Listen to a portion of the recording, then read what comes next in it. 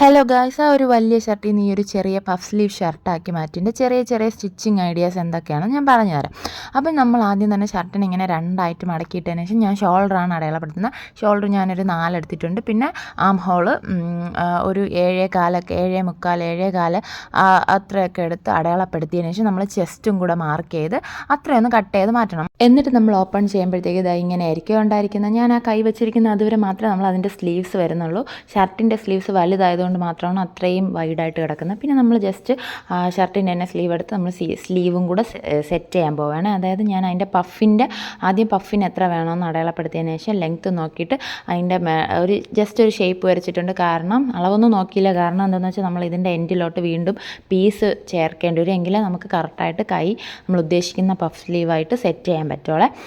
അപ്പം ഞാനിങ്ങനെ ലെങ്ത്തും കൂടെ നോക്കി ഒന്ന് കട്ട് ചെയ്ത് മാറ്റുന്നുണ്ട്. അതിൻ്റെ സ്ലീവ്സൊക്കെ ഓൾറെഡി സ്റ്റിച്ചഡ് ആയതുകൊണ്ട് തന്നെ ഞാൻ അതിൻ്റെ സൈഡിലുള്ള അതൊന്ന് ഓപ്പൺ ആക്കുന്നുണ്ട്. അതിൻ്റെ സൈഡിലുള്ള കട്ടിയുള്ള പോർഷനൊക്കെ കട്ട് ചെയ്ത് കളയുന്നുണ്ട്. ഇനി നമുക്കിതിൽ പഫ് സെറ്റ് ചെയ്യണം. സെറ്റ് ചെയ്തതിന് ശേഷം നമുക്ക് ഇനി എത്ര ലെങ്ത്ത് എത്ര വീതി വെട്ടും കൂടെ വേണമെന്ന് അറിയാൻ പറ്റുള്ളൂ. അപ്പോൾ പഫ് സെറ്റ് ചെയ്തിട്ട് അതൊന്ന് ഷർട്ടിൽ ജോയിൻ ചെയ്യുമ്പോൾ നമുക്ക് മനസ്സിലാവും എത്ര ഇനി ബാക്കി വേണമെന്ന്. അത് നമ്മൾ എടുക്കാൻ പോകുന്നത് നമ്മൾ ഷർട്ടിൻ്റെ ബാക്കി വരുന്ന ലെങ്ത്തിൽ നിന്ന് ബാക്കി വരുന്ന പോർഷനിൽ നിന്നാണ് നമ്മൾ കൈക്ക് വേണ്ടി സെറ്റ് ചെയ്യണം. അതിനുവേണ്ടി നമുക്ക് എത്ര ലെങ്ത്ത് വേണമെന്ന് അടയാളപ്പെടുത്തി ഇതേപോലെ ഒരു റാ ലുക്കിൽ വരച്ചതിന് ശേഷം കട്ട് ചെയ്ത് മാറ്റി ആ പോർഷൻ കൊണ്ട് നമ്മൾ സ്ലീവ്സിലോട്ട് സെറ്റ് ചെയ്യുന്നുണ്ട്. ഈ വീഡിയോ കാണുന്നത് പോലെ നമ്മളൊന്ന് കട്ട് ചെയ്ത് ജോയിൻ ചെയ്തെടുക്കുമ്പോൾ ഇതേപോലെ നമുക്ക് കിട്ടും.